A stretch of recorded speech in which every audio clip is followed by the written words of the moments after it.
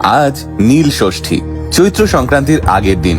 সন্তানের মঙ্গল কামনায় মহাদেবের আরাধনা করেন মায়েরা। সারা বছর সন্তানের মঙ্গল কামনায় বিভিন্ন ষষ্ঠী পালন করলেও বছরের এই একটা দিন কিন্তু বাংলার মায়েরা নিষ্ঠা ভরে শিবলিঙ্গে জল দুধ অর্পণ করে প্রার্থনা করেন, আমার সন্তান যেন থাকে দুধে ভাতে।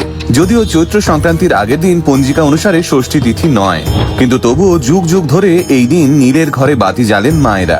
কিন্তু জানেন, এই নীল পুজোর দিনটিকে আবার নীল নীলাবতী নামে শিব দুর্গার বিবাহ উৎসব বলা হয়। হ্যাঁ, এই নীল পুজোর সময় থেকে নীল সন্ন্যাসীরা এবং শিব দুর্গার সঙ্গেরা নীল অর্থাৎ মহাদেবকে সুসজ্জিত করে বিভিন্ন গান বাজনা সহযোগে বাড়ি বাড়ি ঘোরান এবং ভিক্ষা সংগ্রহ করেন। তাই নীলের গানকে বলা হয় অষ্টক গান। ওই দিন সন্ধ্যাবেলায় সন্তানবতী হিন্দু রমণীরা সন্তানের কল্যাণার্থে প্রদীপ জ্বালিয়ে শিব পুজো করে সারাদিনের উপবাস ভাঙেন। কিন্তু জানেন এই নীল পুজো ঠিক কিভাবে শুরু হয়েছিল?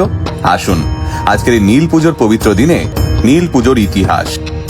মহাদেবের অপর নাম নীলকণ্ঠ, কারণ তিনি সমুদ্র মন্থনের সময় কালকূট বিষ পান করেছিলেন। পুরাণ মতে দক্ষ যজ্ঞে দেহত্যাগের পর শিবজায়া সতী পুনরায় সুন্দরী কন্যারূপে নীলধ্বজ রাজার বিল্লবনে আবির্ভূত হয়েছিলেন। তাই রাজা সেই কন্যার নাম রেখেছিলেন নীলাবতী। সেই নীলাবতীকে রাজা নিজ কন্যারূপে বড় করে তুলেছিলেন এবং মহাদেবের সঙ্গেই তার বিয়ে দিয়েছিলেন। বিয়ের পর বাসর ঘরে নীলাবতী শিবকে মোহিত করেন এবং পরে মক্ষিপা রূপ ধরে ফুলের সঙ্গে জলে নিক্ষিপ্ত হয়ে মৃত্যুবরণ করেন। এই শোক অবশ্য মেনে নিতে পারেনি রাজা রানী, তাই তারাও কন্যার শোকে প্রাণ বিসর্জন দিয়েছিলেন। তাই এই নীল পুজো বিশেষত শিব ও নীলাবতীরই বিবাহ অনুষ্ঠানের স্মারক। আর তাই আজও বহু জায়গায় এই নীল পুজোয় শিব দুর্গার বিয়ে দিতেও দেখা যায়।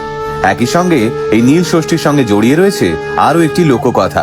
এই লোককথার সঙ্গে জড়িয়ে রয়েছেন অবশ্য এক ব্রাহ্মণ এবং ব্রাহ্মণী। কথিত আছে এই ব্রাহ্মণ এবং ব্রাহ্মণীর সন্তান হলেও তারা বেশি দিন বাঁচত না, আর তাই নিয়েছিল ব্রাহ্মণ এবং ব্রাহ্মণীর মনে বেজায় দুঃখ।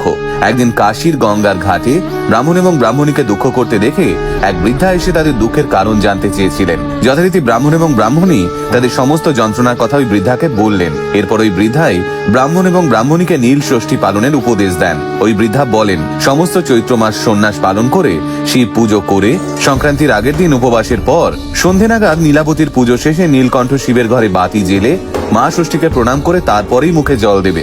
এই ব্রত খুব নিষ্ঠা ভরে পালন করবে, দেখবে তোমাদের মনের ইচ্ছে ঠিক পূরণ হবে। সেদিন এই কথা বলি নাকি ওই বৃদ্ধা অদৃশ্য হয়ে গিয়েছিলেন। আসলে ওই বৃদ্ধা ছিলেন স্বয়ং মা ষষ্ঠী।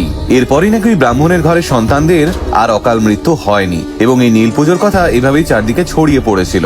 তাই আজ থেকে বাংলার আকাশ বাতাস ভরে উঠবে এক অনন্য লোক ঐতিহ্যের আবহে। আজ নীল ষষ্ঠী, কাল চৈত্র সংক্রান্তি এবং গাজন উৎসব। এই সময় বাংলার নানা প্রান্তে দেখা যাবে শিব ভক্তদের ভিন্ন ভিন্ন রূপ। বহু মানুষ শিব ও পার্বতী সেজে ঘুরে ঘুরে ভিক্ষা সংগ্রহ করবে, কোথাও আবার বসবে চড়ক মেলা। আর এই উৎসবের রেশ কাটতে না কাটতেই দরজায় কড়া নাড়বে বাঙালির সবচেয়ে বড় আনন্দের দিন পয়লা বৈশাখ। তাই আজকের এই পবিত্র দিনে মহাদেবের আশীর্বাদে এই ধরিত্রী মাতার সকল সন্তানেরা ভালো থাকুক, এটাই কাম্য।